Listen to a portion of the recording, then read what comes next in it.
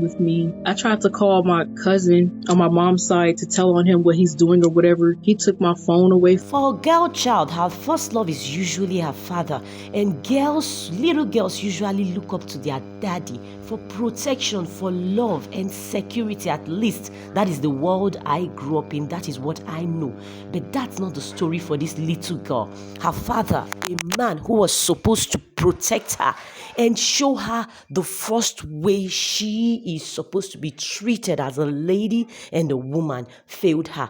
I won't say much. I'll just let you listen to her painful, sad story, and then we get to talk about the part the mother played in all of this. I was in 5th grade. My mom and my dad started arguing. Eventually, my mom left them. It was when I was 10, almost 11 years old. About 2 months after that, she picked up my sister, but she didn't pick up me because I was on a field trip somewhere. But by the time she came back, tried to pick me up again, my dad already infiltrated my mind. My dad was all like, your mom would have never left if she actually loved you, saying things like that, just saying all these type of things to manipulate my mind so I can stay with him. My dad is a diagnosed narcissist and a paranoid schizophrenic. He wanted to put a product in my hair. I didn't want that in my hair, so I ran away and he chased me. I ran into a wall. That's where I have this permanent mark on my head right now. I don't know if you can see that. And I had to get stitches. He never apologized for doing that. I was 10 years old and I had to go on a trip with stitches. He took me to the school. The people there were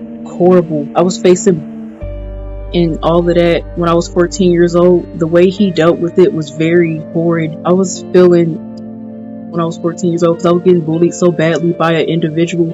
He didn't take it serious. He said, I'm seeking attention. There's nothing really wrong with me. I tried to call my cousin on my mom's side to tell on him what he's doing or whatever. He took my phone away from me. He took me out of school so I wouldn't be able to tell on him what he's doing. And he started isolating me. I used to go to this after school program in the 8th grade. It was for like troubled or teens. He took me out of all of that so I would have no communication with anyone. I couldn't call out. I would just have to deal with the type of narcissistic he put me through until one day, it was about a weekend after, maybe about 1 weekend after he did all of that, I lit up the stove. I put a piece of paper on the stove and I lunged a piece of paper at him. You have watched this video thus far, then this is the point where you hit the subscribe button. Thank you. If you got a God-sized problem, he can solve them. He easily let that out with his foot and he was like, oh my God. And he was like playing victim. He called the cops and when the cops showed up, he was like, oh, she tried to lunge a piece of paper at me and I got charged with I got taken in to juvenile for one night. That was like horrible. They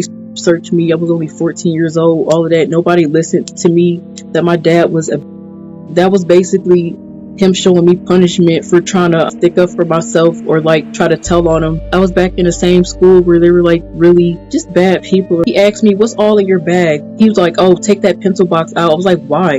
He was all like, if you don't take it out and put it in the back seat, I'm gonna call your juvenile officer. He was using that as control. He uses fear to control people and he's done that most of my life. By the time I hit 19, I cut off contact with him because he was trying to be controlling towards my sister. My sister was a minor back then, so she still legally had to visit him.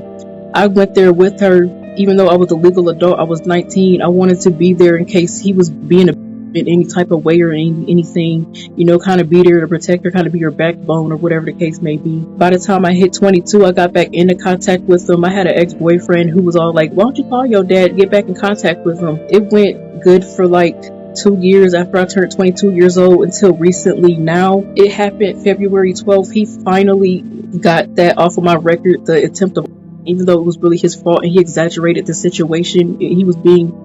I remember I told him, I was like, I never had to have a record in the first place. He started acting very belligerent, defensive, deflecting. He was all like, oh, when you went to the mental hospital, they had to sedate you because you were trying to fight. When I was literally trying to stick up for myself, he was deflecting and that just really hurt. This is literally February 12th, 2025 when this happened. That's when I cut off contact with him. I confronted him through text messages. He brought my self-esteem down so badly. It was one moment where he lied and said my mom wishes that me and my sister she said she wishes that we had light skin, blonde hair, blue eyes. He's had girlfriends in the past and he used to have this one girlfriend. She stayed with us for about maybe 2 years until one day Eventually, she was hanging out with these people next door. He didn't like her hanging out with them for whatever reason. Eventually, he used her past against her, that she used to do and all that, and called the cops on her and got her evicted using that. I've seen it all with him. By the time I hit 12th grade, that's when I finally moved in with my mom after all those agonizing years. My mom, she came up to the school. She actually messaged me first. She was like, I'm coming to get you. I already knew that was like, oh, I'm finally moving in with my mom. And we had to go through court through that. And then by the time it was January 2019, I was finally in a new school enrolled because my mom won the court case against him, and my dad was furious. It was all on his face in court. He puts on a front for other people that are like his friends or whatever, that he's such a good dad. He doesn't do anything wrong. He played a fake daddy dearest role for like most of my life. I hate that I have to cut off my dad, but it's for the best. It's for my mental health. I got tired of all the disrespect. What he did in the courtroom February 12th was just the last straw for me. I had to call him out, confronted him, and I posted it on social media. It was moments where he would make me feel like trash, and he would also start arguments with me out of nowhere. If I say the wrong thing, he'll just yell at me, lash out, just say all type of things, just insults, treat me like I'm less than a human being. He would treat me like I'm a second-class citizen at times. It was times when I was younger. I wanted to wear something to school. Since it was a uniform school, I wore it up under my clothes. I used to go to after-school program. He decided that he didn't like that one day, and he started a whole argument over it. 3.5 years ago, I had this boyfriend or whatever. I had to go through surgery to get a cyst removed, and all of my family's medical records popped up. And he looked on a computer where the doctor was at. He was all like, did you know that your dad is a narcissist and a paranoid schizophrenic? It's right there on a computer. I was like, what? He was like, yeah, call CPS, but like, be low key about it so they don't know that you're doing it, so they can't take away your resources if you do have a phone. Try not to speak back too much because they love to argue. Most narcissists love to argue, and this is just gonna bring you down even more mentally. A lot of narcissists love control. They can feel like you're trash if you try to tell on them. Thought that he changed, maybe he became a better person after all these years, but no, he's still the same person. I'm like, no, I gotta cut you off for good, because you're just gonna keep doing the same thing. You never learn. Maybe you got to go through something serious in your life for you to wake up and show that you see what you did was wrong. But I just can't have him in my life anymore. That parent. That was one thing he never showed me when I was a kid. Like, my opinions never mattered. My feelings didn't matter. I feel like sharing my story, other people aren't alone, and I feel like I'm encouraging other people to stand up for themselves, call CPS, and get out of there before I did. Because if I would have maybe done something different when I was younger, maybe I would have been in my mom's care and not my dad's. The moment when my dad lied and said my mom didn't love me when I was 10, almost 11 years old.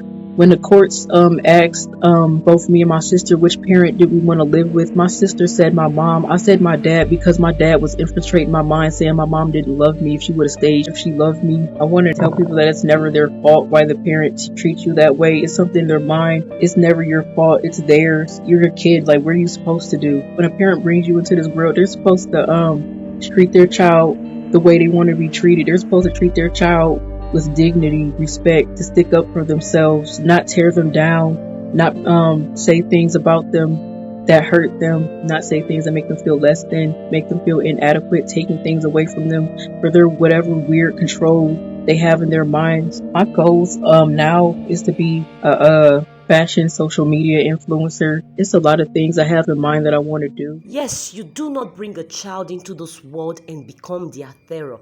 As a parent, you're supposed to protect your child. And as a mother, never leave your child with a spouse, especially a spouse that was abusive to you. You don't just up and leave, especially even when the child doesn't want to come with you. You should still come back and check on this child, be available to the child so that whatever they are going through, they will definitely have a way of reaching out to you, because I believe a mother who is open and shows enough love to a child should be the best person the child would open up to in such a situation. This lady happens to be a very strong lady, and I'm thankful to God that she has been able to grow and heal thus far.